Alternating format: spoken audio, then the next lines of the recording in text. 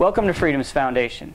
I am the Constitution guy, and tonight I felt obligated to do something in response to the Supreme Court decision on Obamacare today. So I'm going to do two really quick videos. Obviously, I'm not going to be perfect. I got my notes sitting here right in front of me, but I wanted to do two things. First, I want to talk to you about what do we do from here? What can we do now? And the second one, I want to show you some of the things that make this ruling so bad constitutionally, and show you exactly what we can learn from this ruling too.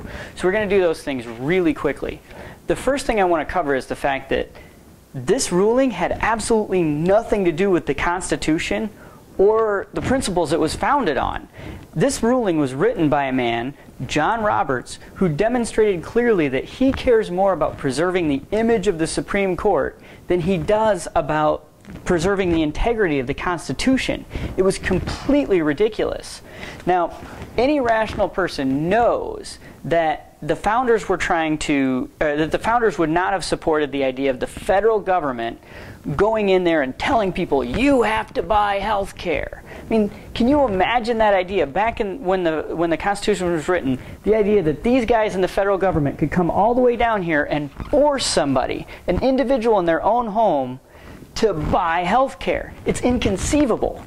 But the Supreme Court says that's constitutional. So it has to be constitutional, right? Wrong.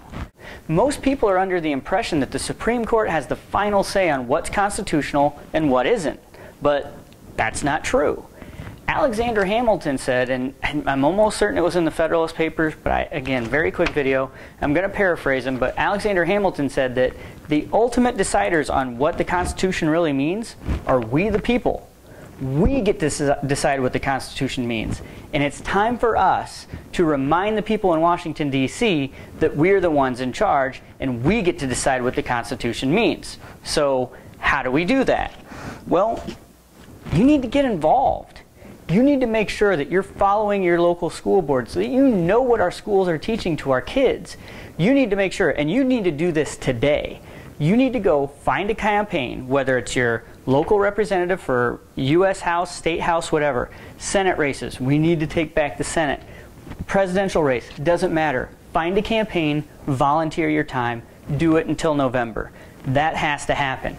Bottom line, you need to be involved. And once you're involved, you need to go talk to your friends and get them involved. Do you see where I'm going with this? Now, this is not a short-term proposition. This isn't something where November comes and we win and then you can go back to living your life the way you always did. That's not what we're doing here. You see, again, we are the ones who decide what the Constitution means. So we're embarking on a very long project here.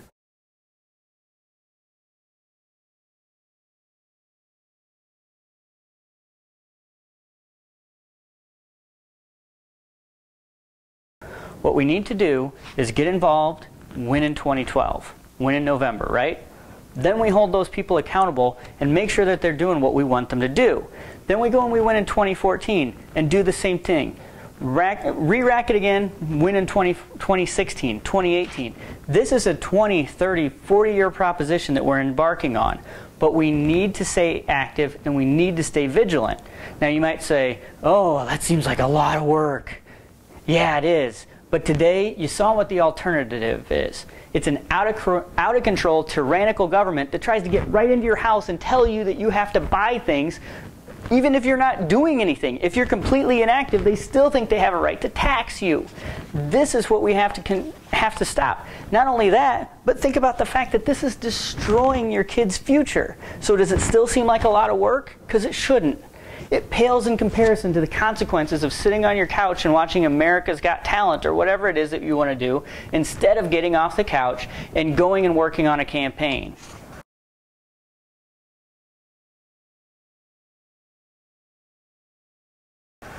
Next, still on my notes. And I'm under control, I'm just passionate.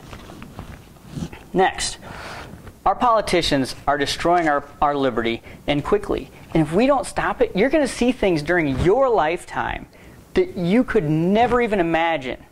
The things that we see coming from the former Soviet Union countries and from all these countries that you think, oh, that could never happen here. Oh, you will be in for a real surprise if we don't stop this and quickly.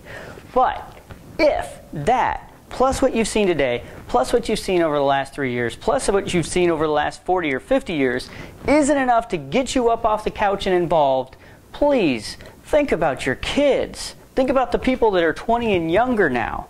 Because if we don't stop this, if this goes to its full end and the government starts taking control of our lives, I promise you, 10, 15 years from now, your kids will come to you and they will ask you, when they were taking away my freedom, what did you do about it?